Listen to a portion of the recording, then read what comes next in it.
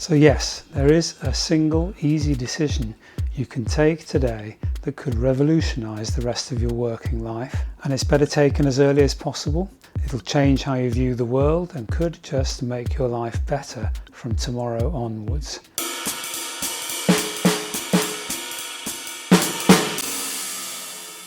Greetings, this is not a pipe dream. I've actually implemented a new framework for my life that's built around this, and it's made a real difference. It may be more relevant for people at an earlier stage of their career than me too, because they're in a better position to fully benefit from it. I know this sounds very unlikely, and I will explain, but will you first let me spend a couple of minutes on how this approach has come about? It's not just me, it has real academic rigour behind it.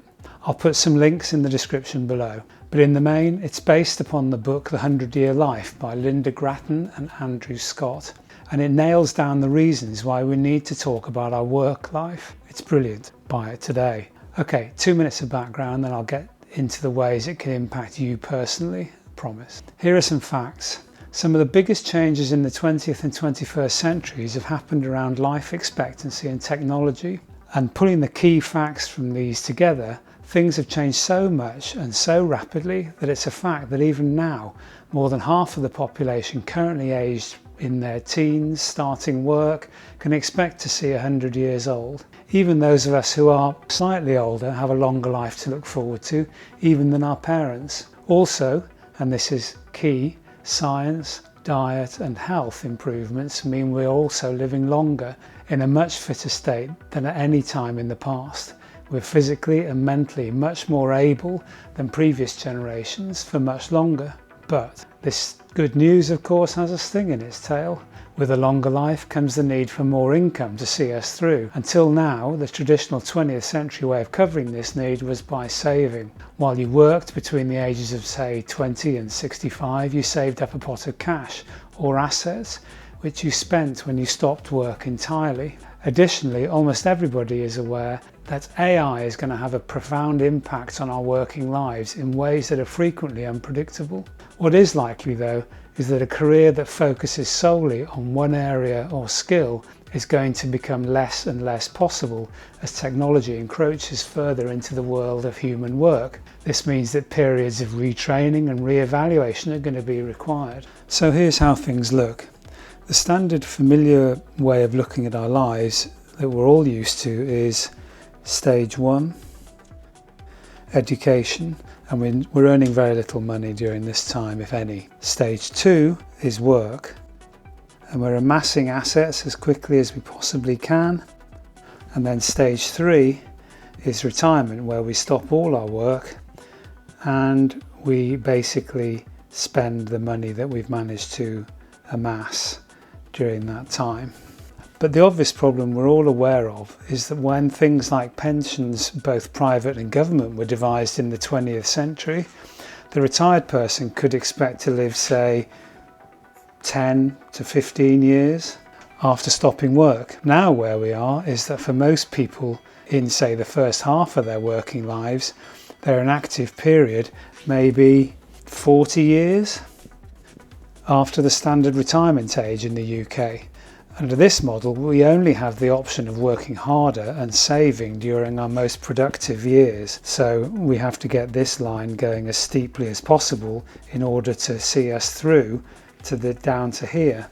So all we're trying to do at the moment is do this. So we just stay on working. But, and here's where it gets interesting, what if we made some changes in our assumptions based on what we know about the future? And let's start with a blank sheet of paper and rework our standard working lives. We now have the advantage of a much longer productive life, so maybe we could use that to good effect. One of the problems with how we currently live is that we all have our non-working time at the end of our lives. But now we have an option to possibly look at taking some of the downtime at an earlier stage when we really need it. Let's reshape the profile so that it's longer and then has a couple of breaks during the timeline, say at 40 and 60, with the same period at the end. So now maybe to give our children a good start rather than slogging away. Maybe then returning to our old role. But why not use our accumulated experience to start in a different role for the second part of our working lives? Then, perhaps at the age of 60, we do it again. Take a break, maybe pull together our thoughts for a third career. This one can run from, say, 60 to 85. Don't forget, you're now living to 100. Trust me, if you're anything like me, you'll still feel fine at 60. Why not just look to keep generating income in some form?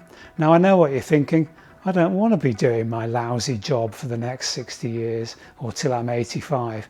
But here's something to think about. By the time you get to the end of your normal career path at, say, 65, you'll have a full tank of skills, and with the pace of change, you can be sure there'll be many possibilities to use the skills to your advantage. I'm not suggesting that the third stage of your working life is doing exactly the same as the previous two. I'm anticipating that the opportunities for doing something new, but still income generating, will be there for almost everybody. If not, well, I've mentioned retraining several times. It'll be an option. Your work can be really enjoyable. How many times do you think I'd love to do something based around my passion for, and you can insert your passion here. This channel and my website are based around the idea of one-person businesses. It's the future, not big monolithic organisations. And this is all very well, I can hear you say, but it's possibly years and years into the future for you. But what about now? But here's where you can really see the difference from this approach. Once you've considered this way of living your working life, you can start to plan maybe the next 5 to 10 years differently, be it children, travel, whatever. I know I'm preaching to the converted with many millennials, but what I'm suggesting here is not just moving away from a job you don't like, but not being afraid to take time out and really plan the next career. Your career is going to be much longer. And now let's talk about the elephant in the room. As always, inevitably, it's money. I'll be returning to this in future videos much more, but for the moment, let's think about what the impact of this approach is on your life today, because we have the imperative of making sure our later years are covered at the moment, anticipating that we'll be earning nothing other than interest, say, from when we retire. We're always under pressure to salt away as much of our earnings as we can as early as possible. But with a longer retirement period, that just gets more and more hard. But now the equation has changed a bit. If we have a different work profile, as I described earlier, firstly, we're now working for much longer, which gives us more time to earn the money for our economically inactive end period. Plus, we can consider funding options which we might not be as worried about in the current way of thinking. Longer term debt to fund periods of retraining, for example, becomes a lot less frightening. So, let's get theoretical and more specific. In the book The 100-Year Life, the authors base the book around the finances of a few examples, but here I'm going to use one that I'm really familiar with, my own. Now I know it's almost impossible to believe, but I'm sort of, getting on a bit now. Still under normal retirement age, but I'm no spring chicken. But when I read the book, I was struck by something. More by coincidence than anything else, my career has followed exactly the profile that I talked about earlier. So after leaving education at the standard 21 or so, my career so far has had a first act, where I was in the big corporate world of finance and insurance in the City of London. I wasn't happy with things, it was boring, but I stuck it out until about the age of 40 when I just couldn't take it any longer. So I then had a sort of a break for 3 years. In fact, the break was a course change for my career. For Act 2, I really wanted to work for myself. In this case, I bought a franchise as an easier way into this different world. After a while, I sold it, and I've been a one-man business for the last 20 years doing consultancy work. So that was my second career. Then, coincidentally, almost all of us had a career break quite recently, didn't we? Like it or not, when COVID hit, a lot of us had a lot of time off. For me, that gave me a chance to reflect on things a bit. And I'd known for some time that sitting around doing nothing when I retired was not going to be appealing. So I put together a third act, or career, which I'm currently in the process of transitioning into. This time I have a little buffer of cash behind me, as many do when a few decades have gone by, but not enough to really do nothing while living the life that we currently want to live. I reckon financially things dovetail quite well. My intention is not to even think of stopping work till, I don't know, 75, 80. So you see, I'm on the 3-stage career path more by luck than planning. What I will say is that the idea that by my age we're all too tired and worn out to do anything other than sit around or play golf is nonsense. I really enjoy thinking around problems for clients, mentoring, that sort of thing.